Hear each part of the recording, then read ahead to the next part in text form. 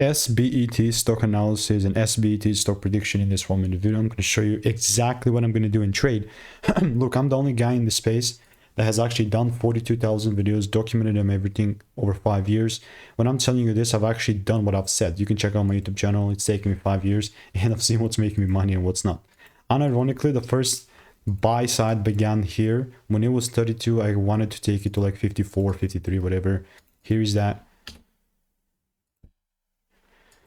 $30 up to like, and that absolutely happened. It was like almost 2 weeks ago, and since that pump up we corrected down a bit harder even, and all that's left for me, I mean, to just, if I really want to squeeze the juice the most that like out of it, I would just need this second break. I've got the first one. If there is a second one, done deal, getting inside it, right, getting involved myself.